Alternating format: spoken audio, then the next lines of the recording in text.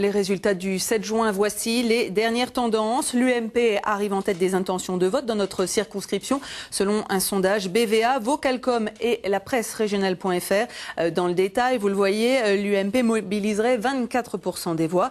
Derrière, 20% pour le Parti socialiste. Troisième position pour le Front national avec 15% des voix. Le parti devance le MoDem dans notre circonscription. Contrairement au niveau national, vient ensuite 10% pour le MoDem et 9% pour Europe Écologie. L'UMP, son parti, arrive en tête des intentions de vote pour les européennes, on vient de le voir.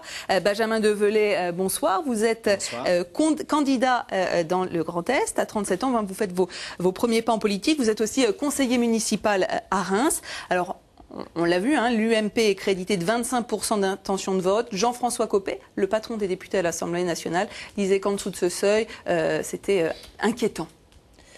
Écoutez, c'est la déclaration de Jean-François Copé. Moi, ce qui m'intéresse beaucoup ce soir, c'est, je dirais, de m'adresser finalement aux abstentionnistes et aux électeurs qui ont l'intention peut-être de ne pas aller voter dimanche. Parce que s'il y a un enseignement à tirer de l'ensemble des sondages qui sont publiés, c'est qu'on peut craindre une abstention forte et donc une faible mobilisation.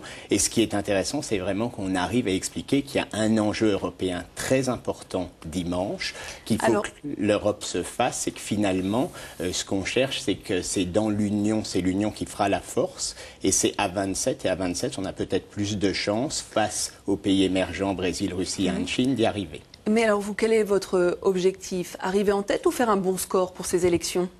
Je pense que l'objectif, c'est principalement, bien sûr, d'arriver en tête et d'être capable, au-delà du résultat de l'UMP, finalement, d'être arrivé à mobiliser un minimum le corps électoral. Et je pense que l'un des enjeux du scrutin va être là. Est-ce qu'on va arriver, oui ou non, par exemple, à franchir le cap de participation de 2004? Là sont les vrais enjeux démocratiques, je pense aussi.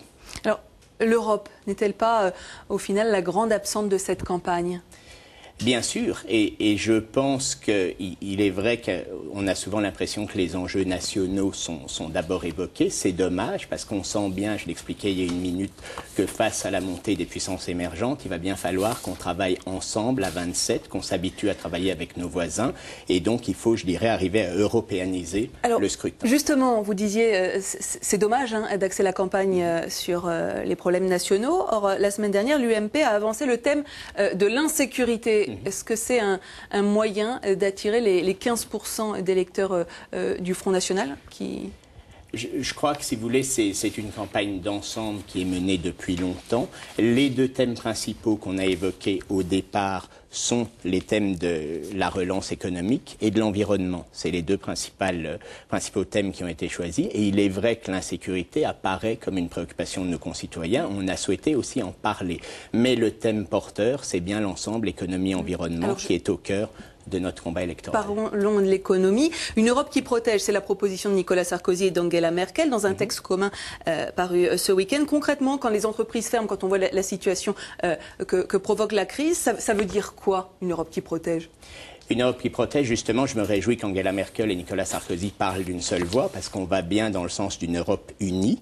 Et une Europe qui protège, c'est justement quand on est capable d'arriver à faire des propositions concrètes contre les délocalisations. Une mesure, par exemple? Par exemple, le renforcement du fonds contre les délocalisations et pour la mondialisation de l'Union européenne, qui est l'une des propositions de l'UMP.